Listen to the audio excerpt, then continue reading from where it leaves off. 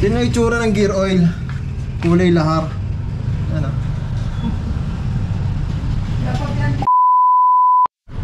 Yeah. Sabi na, bibigyan ni Tito yan. Bibigyan ni Tito. Ito, Amore to, no? Yan. Mio Amore. Parang sporty na rin. Ganun naman pag-sport. Ano pinakaiba ng Amore sa sport? Pairing sa mano. Hindi ko ba naman? Uy, pihina pala to. Original kaya to? Pihina ano? 28mm siguro to. Hindi madumi lang yan. Kulang na sa linis. Buksan na kayo makina nito. Order niya ay 83 ba yan? 83 o 3,000?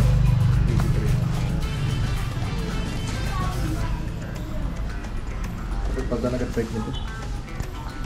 Pero ano, buksan ko ano ito? Ang pihitan. Ano ba ganda? Check lang natin. Ha? Eh, pandar na. Yun. One click na. Tapos ito. Nakadali na si Rani ko. It's alive.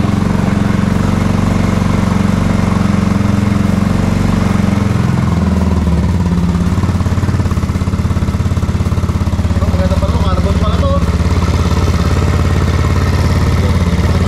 Carbon ko lang. May binigay ako dito, Eric eh. Pamanda na natin yung Mio Amore 20. Pasag nga ba yung headlight? Pamanda natin yung headlight. Kakargahan natin ito ng yatang. Dapat nabili na ng ano, gear oil. Bili tayong gear oil. Sama na natin gear oil para magamit. Dahil umaandar na, tetestingin natin. Umaandar na siya eh. Parang pundido pa yung ilaw nito sa likod. Ito yung mga fairings niya. Mga fairings niya. Pero testingin lang natin. Road test natin. So, nahanginan na natin yung gulong. Testingin lang natin. Umaandar na siya. Uy! Dumadamba. Testingin natin siya kung maganda ang takbo.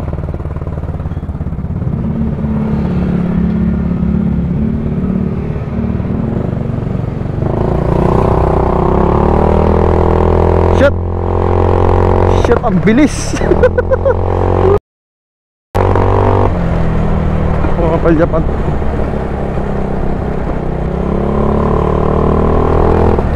Kailangan niya ata kapalta ng panggilid. Ito, naglalak pa yung ano. Naglalak pa yung silinyador.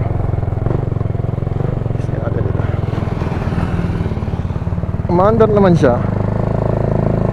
Tsaka yung sinabi natin umuusok, hindi siya umuusok.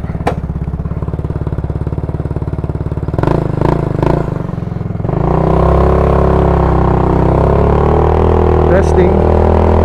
Ito, walang hatak.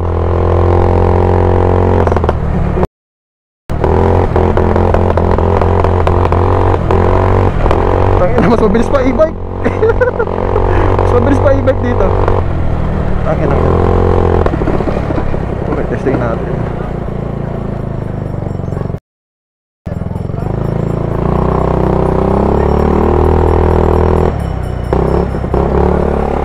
Aliado.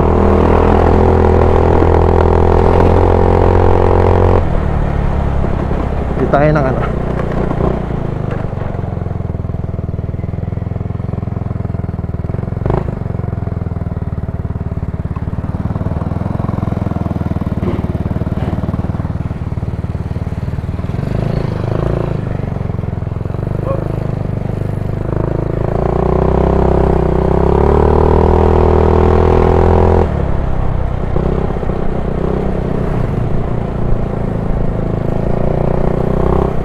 Alive. Tayong gear oil dito.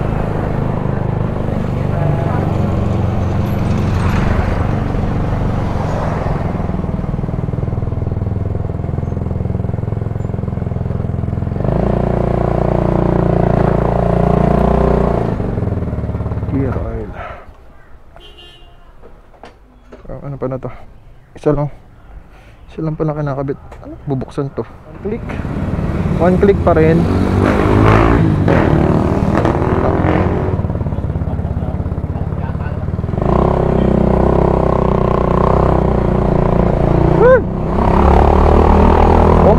Bomba! Tamak mo na mabilis. Sagad na oh. Siyempre ganito talaga, na-stuck ng matagal.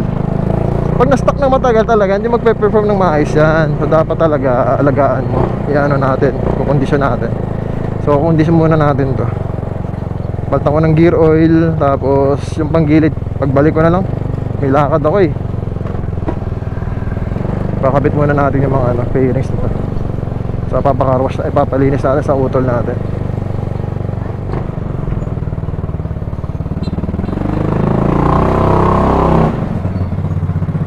Dumadamba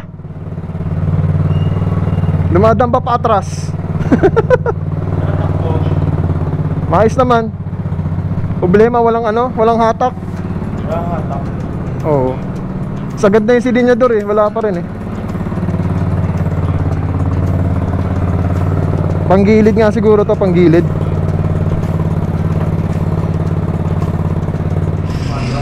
Yan yung itsura ng gear oil. Kulay lahar. Ano? Kulay lahar. Pagda natin ang gear oil. Hopefully okay pa yung mga gear. Ano natin silid. Okay pa lang kasi tumatakbo pa naman.